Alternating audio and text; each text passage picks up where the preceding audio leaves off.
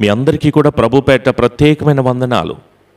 లేఖన భాగాలు తెరిచి ఇర్మియా 1వ అధ్యాయము 19వ వచనము.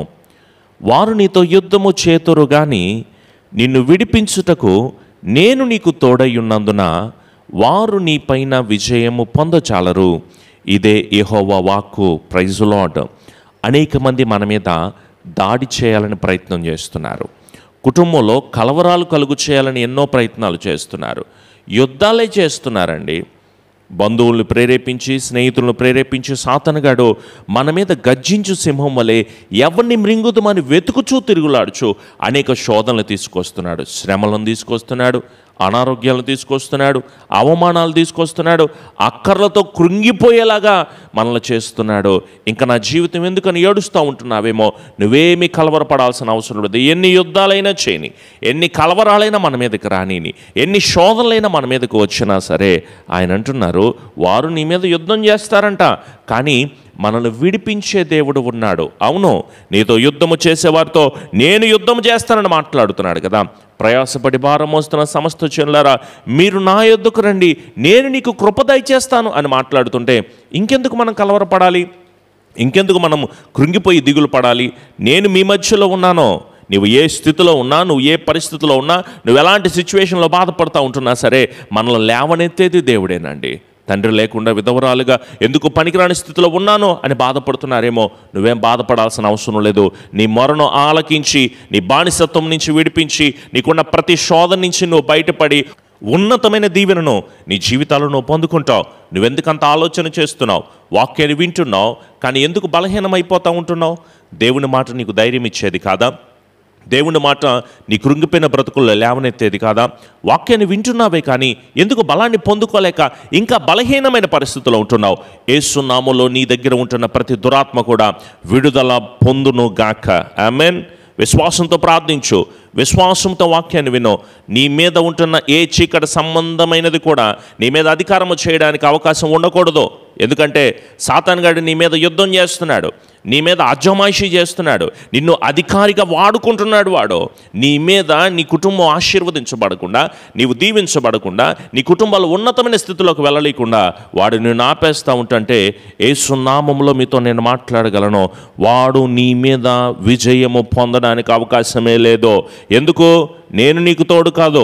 బంధువులు, స్నేహితులు, చుట్టుపక్కల వాళ్ళు, నానుకున్న వాళ్ళు ఎవరు వదిలిపెట్టినా, ఎవరు విడిచిపెట్టినా, నానుకున్న మనుషులే వదిలిపెట్టేసినా కూడా మనకి తోడుగా ఉన్నది ఎవరో తెలుసా? సర్వోన్నతుడైన దేవుడే, జీవము కలిగిన దేవుడే, మనలో నిరంతరము నడిపించగలిగిన గొప్ప దేవుడే, ఆశ్చర్య కార్యములు చేయగలిగిన మహోన్నతుడైన దేవుడే మనకు ఆధారము, మనకు ఆశ్రయము, మనం నమ్ముకొనదగిన సహాయకుడు సర్వోన్నతుడైన దేవుడు ఒక్కడే. Praise Lord. ఆయనకి మొరపెడదామా? యెహెజ్కేలు ప్రార్థన చేస్తే దేవుడు గొప్ప కార్యం జరిగించారు. హిజ్కియా మొరపెట్టి అడిగితే దేవుడు కృప దయచేశాడండి. ఏలియా ప్రార్థన చేస్తే, దానియేలు ప్రార్థన చేస్తే, షడ్రకు మెషకు అబేద్నెగోలు ప్రార్థన చేస్తే దేవుడు అత్యద్భుతమైన కార్యాలు వారి పట్ల జరిగించాడు. మరి నువ్వు ఈరోజు ప్రార్థన చేస్తే, నువ్వు ఈరోజు దేవుణ్ణి అడిగితే, నువ్వు దేవుని దగ్గర మొరపెట్టి ఈ సమయంలోనే ఆయన్ని అడిగితే అద్భుత కార్యాలు నీ మీద జరగవా? రాని ఎన్ని రకాలైన యుద్ధాలు చేస్తాడు చేయని. సాతానుగాడు ఎన్ని రకాలుగా పాడు చేసి కలవర పెట్టాలో చేయని. వాడు ఏం చేసినా సరే విడిపించే సర్వోన్నతుడైన దేవుడు ఉన్నాడు. నా ముందు ఉన్నవాడు లోకములో ఉన్నవాని కంటే బలవంతుడైన దేవుడు అయి ఉన్నారు. ఈ లోకంలో ఎంతమంది నిన్ను ఎన్ని రకాలుగా కలవర పెట్టాలని ప్రయత్నం చేసినా వాడు పెట్టే చిన్న చిన్న వాటికి పడిపోతే చేతకాని వాళ్ళం అయిపోతాం మనం. మన ముందు ఉన్న సమస్యలు, శోధనలు, ఇబ్బందులు, వాటన్నిటికీ కృంగిపోతే ఎందుకు పనికిరాని వారిగా మారిపోతాం. నిలబడు, నా దేవుడు నాకు తోడున్నాడు. ఏ కలవరం వచ్చినా, ఎవరు నాకు తోడున్నా, ఏ పరిస్థితులు నాకు ఎదురైనా సరే ఆయన నన్ను విడిచిపెట్టడో, వదిలిపెట్టడో, ఉన్నతమైన స్థితిలో నన్ను నడిపిస్తాడు. ఎవరైతే నన్ను అవమానపరిచారో, నన్ను నిందలతో కృంగదీశారో వారందరూ కృంగే రోజు వస్తుంది. దేవుడు నిన్ను నిలబెడతాడు. అలనాడు యాకోబును ఆశీర్వదించలేదా? పడిపోయిన బిడ్డలను దేవుడు లేపనెత్తలేదా? హాగరును దేవుడు ఆశీర్వదించలేదా? దావీదును దేవుడు ఉన్నతమైన స్థితిలో నడిపించలేదా? ఒకళ్ళు ఇద్దరు కాదు, ఇలా చెప్పుకుంటూ వెళ్ళాలంటే ఈ రోజంతా సరిపోదు. ఎంతమందిని దేవుడు లేవనెత్తాడు. వీళ్ళందరూ దీనస్థితిలో ఉన్న వాళ్ళు కాదా? కృంగిపోయిన వాళ్ళు కాదా? దుఃఖముతో బాధపడుతున్న వాళ్ళు కాదా? హాగరును దేవుడు ఓదార్చలేదా? విధవరాలు దేవుడు ఓదార్చలేదా?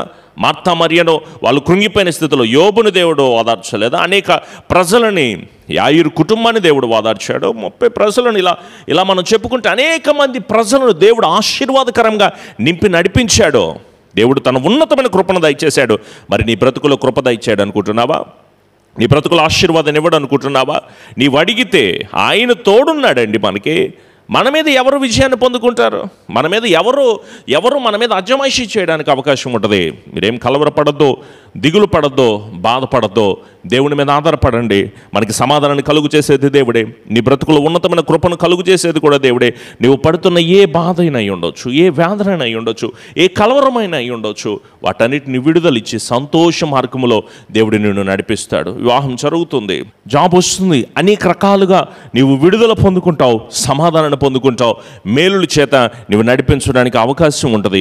మరి ఆయన దగ్గరే ప్రాకులాడి ప్రాధేయపడి వేడుకుంటే కృపను పొందుకుంటావు కదా. ఇప్పుడే మోకరిస్తావా? ఇప్పుడే దేవుణ్ణి అడుగుతావా? ఇంకెందుకు అంత ఆలస్యము చేయడము? దేవుని దగ్గర ప్రాధేయపడి వేడుకుంటే దేవుడే సమాధానాన్ని ఇచ్చి మనందరికీ కూడా కృప దయచేస్తానని ఆయనే మాట్లాడుతూ ఉంటుంటే ఎందుకు నీవు ఇంకా ఆలోచన చేస్తున్నావు? ఏం బాధపడాల్సిన అవసరం లేదు. దేవుని దగ్గర మొరపెడదాం, ప్రార్థన చేద్దాం, సమాధానాన్ని దేవుడు అనుగ్రహిస్తారు. ప్రయాసపడే భారం మోస్తున్నారేమో, ఏం పర్లేదు, దేవుని మీద ఆ భారాన్ని ఉంచండి. దేవుడు నీటినే ద్రాక్షరసంగా మార్చాడు, నీ బ్రతుకును మార్చడా? మాధుర్యంగా దేవుడు మారుస్తాడు. మారావంటే నీ జీవితాన్ని మధురంగా మార్చి అనేక మంది ఎదుట నిన్ను దేవుడు దీర్ఘాయువునిస్తాడు, సమృద్ధినిస్తాడు. శాపగ్రస్తమైన నీ జీవితాలను మార్చి సంతోషముతో ఆశీర్వాదకరంగా దేవుడు నిన్ను నడిపిస్తాడు. ఎందుకంటే ఆయన రక్తములో కడగబడిన మనమందరం కూడా నీతిమంతులుగా మార్చబడ్డాం. నీతిమంతులు కలిగిన వారి మీదకే దీవెనలు వస్తాయి కదా. నీతిగా బ్రతుకు, చివరి వరకు నమ్మకంగా నిలబడు. సమృద్ధి అయిన కృపను నీ జీవితంలో నువ్వు పొందుకో. దేవుని మీద ఆధారపడు. మన మీద అనేక మంది యుద్ధం చేసిన ఎలాంటి మాటలు మనల్ని అన్నా సరే మనమేమీ బాధపడద్దు, భయపడద్దు, దిగులు పడద్దు. దేవా నాకు తోడై ఉన్నందుకు వందనాలు. నా మీద వాడు విజయం చేయాలని ప్రయత్నం చేస్తున్నాడు అయ్యా. ఈ వాక్కు ద్వారా మాట్లాడినందుకు వందనాలు, స్తోత్రాలు తండ్రి అంటూ అందరూ తల వంచండి. చిన్న ప్రార్థన, అందరూ ప్రార్థనలో ఏకీభవిద్దాం. కృపాసత్య సంపూర్ణుడా మా గొప్ప దేవా, ప్రభువా, అనేక మంది మా మీద దాడి చేయాలని ఎన్నో రకాలైన ప్రయత్నాలు చేస్తున్నాడయ్యా. వాడికి కొంచెమే సమయం అని గర్జించు సింహంలే మా మీద అటాక్ చేయాలని ప్రయత్నం చేస్తున్నాడు. మేము మా ముందున్న శ్రమలను చూసి ఈ అనారోగ్యాలు భరించలేకపోతున్నామయ్యా. ఈ నిందలు పడలేకపోతున్నామయ్యా. ఈ అవమానాల చాటున అక్కర్లతో ఈ ఒంటరితనాన్ని గెలవలేక దేవా మేము కృంగిపోతున్నాము తండ్రి. కానీ మీరు మాట్లాడుతున్నట్లుగా వారు ఎవ్వరు కూడా నీ మీద విజయము పొందడానికి అవకాశం లేదని మాట్లాడుతున్నందుకు స్తోత్రాలు తండ్రి. ప్రభు, ఈరోజు మమ్మల్ని బలపరిచినందుకు వందనాలు. ఇప్పుడు ఏడ్చుచున్న మీరు ధన్యులు, మీరు నవ్వుతారు అని మాట్లాడుతున్నారు ప్రభు.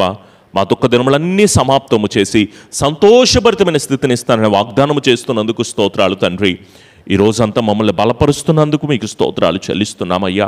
బిడ్డలను దీవించమని, ఆదరణ దయచేయమని, కుటుంబాల్లో సమాధానాన్ని కలుగు చేయమని, ఎదురవుతున్న ప్రతి వేదనకు ప్రతిగా పూదండనిచ్చి నడిపించి స్థిరపరిచే బలముడు దయచేయమని మా హృదయాన్ని మీ కొరకు అప్పగించుకుంటున్నాం ప్రభా. మీ ఎదుట ఉంచుతున్నాం, మీ పాద సన్నిధిలో మేము ఉంటున్నాము తండ్రి.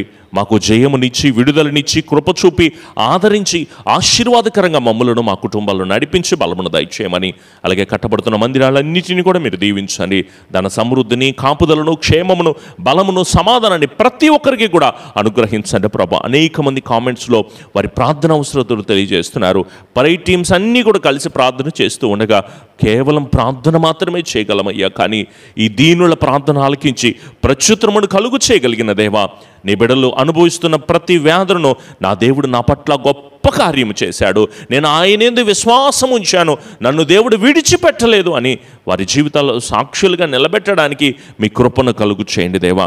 మీ సన్నిధి సహాయమును కుటుంబాల్లో అనుగ్రహించి స్థిరపరిచి కృప చూపి కాపుదల దయచేసి దీవించుమని మా ప్రియ రక్షకుడైన యేసు నామములో అడుగుచున్నాము తండ్రి, ఆమెన్.